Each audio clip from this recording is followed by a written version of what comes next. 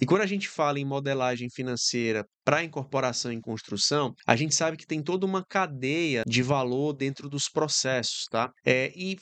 Diga-se de passagem que o segmento de construção civil, ele é muito parecido com o do agro quando a gente correlaciona o retorno sobre o investimento. É um trabalho geralmente de médio e longo prazo. E a gente sim é obrigado a entender as etapas de construção civil para fazer um bom planejamento de CAPEX e até a previsão inicial das entregas. A gente precisa entender com um projeto, vamos falar dessa forma, do início ao meio ao fim, como vai ser cada etapa e como vai ser demandado cada capital de giro para quando for começar as projeções de fluxo de caixa. Sem isso, a gente não consegue fazer um bom trabalho de modelagem financeira. Precisa entender também se aquele projeto ele vai estar atendendo aquela projeção que os stakeholders precisam, né? Ou seja, a fase inicial, a arquitetura inicial do projeto, durante o projeto, os fornecedores, as renovações de insumos, os aportes dos investidores durante a execução do projeto, correlacionado com a recepção de captação dessas vendas também, todas essas integrações, elas tangem literalmente a formação da necessidade de capital de giro. Não existe empresa de incorporação em construção, assim como no agro, até sua realização final, que é a entrega, né? Por exemplo, no agro é a entrega da cultura, né? Na construção civil é a entrega do empreendimento. Até a entrega do empreendimento, toda empresa tem que ser regenerada e alimentada por aporte ou necessidade de capital de giro ou a captação financeira. Cada etapa dessa, ela tem um preço, ela tem um valor. E a gente tem que dimensionar na modelagem de forma atemporal, ou seja, a gente tem que fazer de duas formas. Eu preciso fazer um fluxo de caixa projetado mensal para que esse balanço ele seja fechado, né, de fluxo de caixa. Eu tenho que fazer uma modelagem por projeto e tenho que fazer uma modelagem por fase. Cada fase ela tem um custo em um determinado tempo. Similarmente ao agro, é como se eu tivesse o plantio, a colheita, a semeadura e assim sucessivamente, tá? Não muda isso, é praticamente igual. O foco na projeção também é um ponto importante, né? O fluxo de caixa é muito mais importante do que propriamente uma DRE. E a DRE para corporação e construção civil, ela não diz muita coisa. A DRE é sempre muito mais importante analisar do projeto, a ficha técnica do prédio, do empreendimento, né? Da casa, da residência, seja lá o que for. Essa DRE ela é atemporal, fluxo de caixa mensal e DRE do projeto. Viabilidade e rentabilidade do projeto e fluxo de caixa mensal, justamente para controlar o descasamento, né, dos aportes, captação financeira e garantir a rentabilidade, né, dos stakeholders e etc. Dicas são muito importantes. Isso aqui, pessoal, é a primeira base. Eu não posso fazer projeção financeira para incorporação e construção civil sem entender primeiro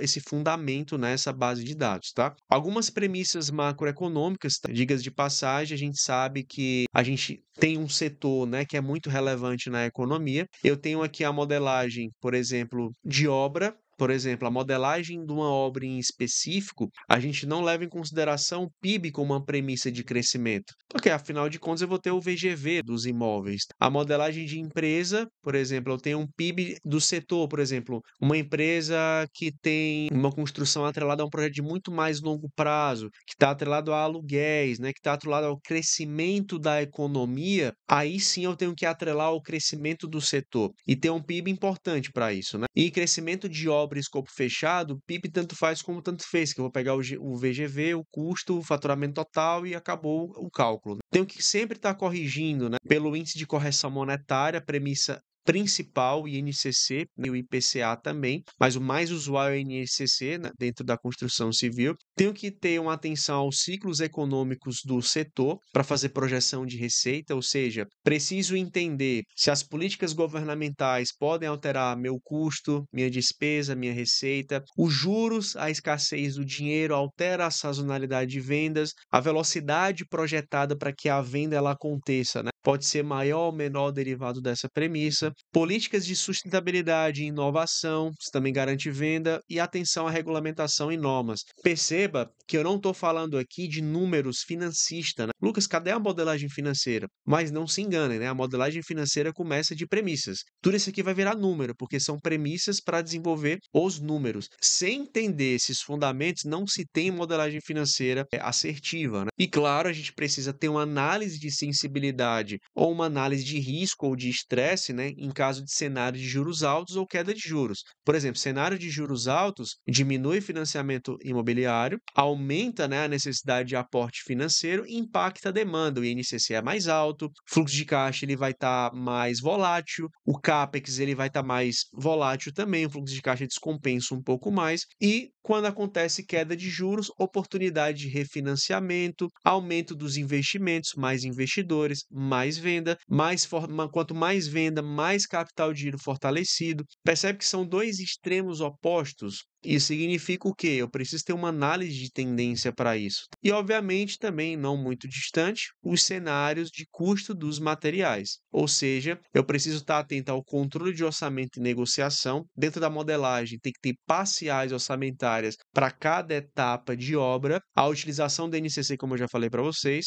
e uma análise de sensibilidade, obviamente, cálculo constante de VPL e TIR são muito relevantes para esse tipo de segmento, tá? E a implantação da modelagem, ela tem também a ver. Isso aqui é uma parte muito fundamental com os tipos de cliente, tá certo? Tem construtoras grandes, construtoras de médio porte. Então, por exemplo, construtoras grandes são estruturas altamente regulamentadas, menos preocupação, né? Obviamente tem incentivo fiscal, mas ela tem uma linearidade, né? Ela não tem muita sazonalidade, ela tem mais previsibilidade, se é que vocês me fazem entender, né? MRV, Cirela, Gafisa, Tenda, por exemplo, sempre tem projetos em aberto, são projetos que estão sempre vigentes, são empresas mais constantes. Temos empresas aqui de pequeno porte, não analisam fielmente todas as premissas. Geralmente empreendedores de primeira viagem, né? Elas têm maior risco, têm a liquidez mais baixa, foco mais baixo, obviamente. O foco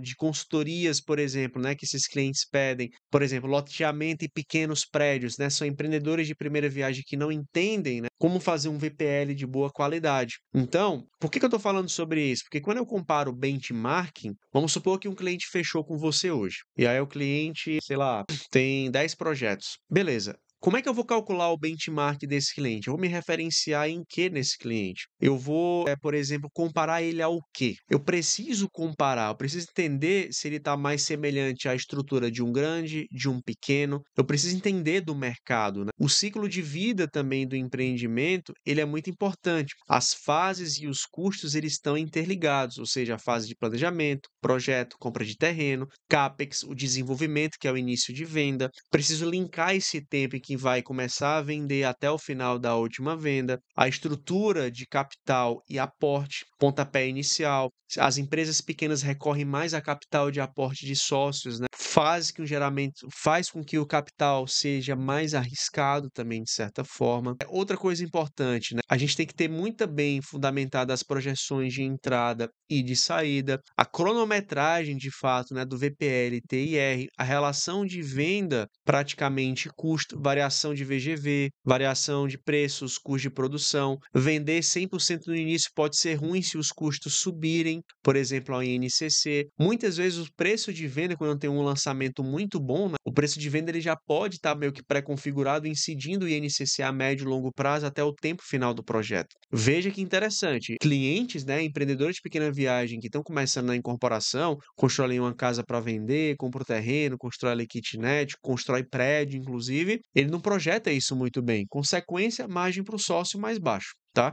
Outra coisa importante, como eu falei para vocês do TRVPL, é manter o maior controle possível para que não te descase, né? O caixa da obra, né? O custo financeiro do dinheiro sempre vai encarecer na maior parte do tempo, né? E existe uma tendência para esse descontrole, é que na medida do tempo, por exemplo, muitos empresários, de forma intuitiva e feeling, eles quando estão definindo projetos de incorporação, vou fazer um prédio, vou juntar aqui 5 caras, cada um vai aportar 800 mil, 1 milhão, vou começar a vender e tal, blá, blá, blá. Eu tenho ali um projeto inicial. E eu sempre preciso comparar esse projeto inicial com o projeto atual. Porque o projeto inicial ele tem um VPL, um TIR, uma lucratividade e uma margem. Mas a tendência é que se esse descasamento aumentar, e eu não considerar todas essas premissas que eu estou falando para vocês, se você colocar de forma gráfica, eu até aconselho para quem for fazer esse tipo de trabalho, é algo que a gente faz também em clientes, se você colocar de forma gráfica a linha do tempo entre o projeto inicial até agora, existe uma perda de VPL, de rentabilidade. É comum acontecer quando você não considera, foi o que a gente falou, né? O INCC, as mudanças de CAPEX, inflação sobre CAPEX e tudo mais. Indicadores e análise de mercado, a gente precisa entender os principais KPIs, VPL, TIR, margem de lucro e payback. Como eu falei para vocês, ele tem que estar dentro de uma curva temporal, tá certo? Particularidades do TIR, né? Ele tem capacidade de diminuir ao longo do tempo, ele é mais previsível no agro até do que na incorporação, porque eu tenho uma taxa de inflação muito forte, tá? Análise de mercado e concorrência, definição de preços competitivos, risco de desconto, desconto alto achata, né, um pouco a margem, atrelada a um VPL mais baixo também, a um TIR mais baixo, métricas por unidade na precificação de ficha técnica, né? Custo por unidade versus a receita e o KPI também de performance. Outras premissas que são importantes são incentivos fiscais,